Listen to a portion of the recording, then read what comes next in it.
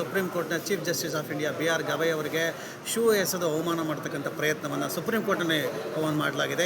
ಇಂಥ ಒಂದು ಪ್ರಯತ್ನ ಇದು ಇಡೀ ದೇಶದ ಇತಿಹಾಸದಲ್ಲೇ ನ್ಯಾಯಾಂಗ ಇತಿಹಾಸ ಒಂದು ಕಪ್ಪು ಚುಕ್ಕೆ.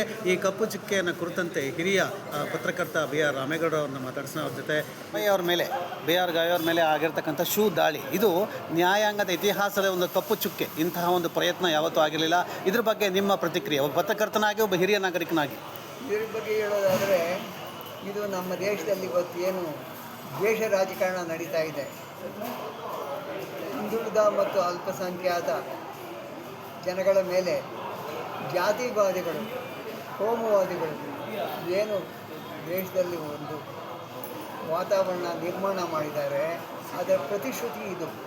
ಗವಾಯ್ ಅವರು ಅವ್ರ ಸ್ಟೇಟ್ಮೆಂಟ್ ಏನು ಅನ್ನೋ ಪ್ರಶ್ನೆಗಿಂತ ಹೆಚ್ಚಿಗೆ ಅವರೊಬ್ಬ ದಲಿತ ಒಬ್ಬ ಮುಖ್ಯ ನ್ಯಾಯಾಧೀಶರಾಗಿದ್ದಾರೆ ಅನ್ನೋದನ್ನ ಈ ದೇಶದ ಮೇಲ್ವರ್ಗ ಅಥವಾ ಬ್ರಾಹ್ಮಣ ವರ್ಗ ಅಥವಾ ಸನಾತನಿಗಳು, ಸನಾತನ ಧರ್ಮದ ಪ್ರತಿಪಾದಕರು ಸಹಿಸಿಕೊಳ್ಳುವ ಸ್ಥಿತಿಯಲ್ಲಿಲ್ಲ.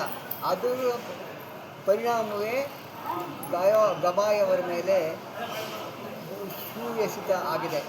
ಇದನ್ನು ದೇಶದ ಎಲ್ಲ ಜನರು, ವಿಶೇಷವಾಗಿ ಎಲ್ಲ ಶೂದ್ರರು, ಎಲ್ಲ ಸನಾತನ ಧರ್ಮದ ವಿರೋಧಿಗಳು, ಎಲ್ಲರೂ ತೊಂದರೆಗೊಳಗಾಗಿರ್ತಕ್ಕಂಥ ಇಡೀ ಜನಸಮೂಹ ಇದನ್ನು ಖಂಡಿಸಬೇಕು.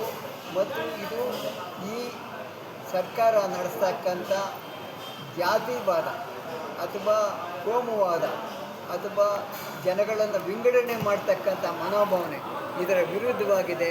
ಇದನ್ನು ಜನ ಅರ್ಥ ಮಾಡಿಕೊಳ್ಬೇಕು. ಇದರಿಂದ ನಮ್ಮ ದೇಶದ ಪ್ರಜಾಪ್ರಭುತ್ವ ಉಳಿಬೇಕಾದ್ರೆ, ಜನಸಾಮಾನ್ಯರು ನ್ಯಾಯವಾಗಿ ಬದುಕಬೇಕಾದ್ರೆ ಈ ಸರ್ಕಾರ ಬದಲಾವಣೆ ಆಗಬೇಕು, ಈ ಮನೋಭಾವನೆ ಬದಲಾವಣೆ ಆಗಬೇಕು.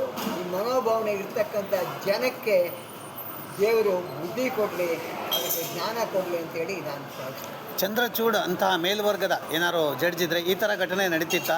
ಇಲ್ಲ, ಸಾಧ್ಯ ಇಲ್ಲ. ಯಾಕೆಂದರೆ ಬಾಬ್ರಿ ಮಸೀದಿ ವಿಷಯದಲ್ಲಿ ಅವರು ಕೊಟ್ಟಂಥ ನಿರ್ಣಯ, ಅದ್ರ ಬಗ್ಗೆ ಹೀಗೆ ಅವರನ್ನೇ ಅದನ್ನ ವಿರೋಧಿಸ್ತಾ ಇದ್ದಾರೆ.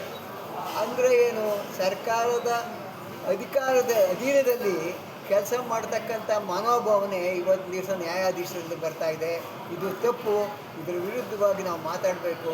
ನ್ಯಾಯಾಧೀಶರು ಕೋರ್ಟ್ನಲ್ಲಿ ತೆಗೆದುಕೊಳ್ತಕ್ಕಂಥ ನಿರ್ಣಯನ ಜನ ವಿರೋಧ ವ್ಯಕ್ತಪಡಿಸೋಕ್ಕೆ ಸಾಧ್ಯ ಇಲ್ಲ. ಆದರೂ ಸಹ ಇಂತಹ ಒಂದು ವ್ಯವಸ್ಥೆ ಬದಲಾವಣೆ ಆಗಬೇಕು ಅಂತ ಜನ ಭಾವಿಸ್ತಾರೆ.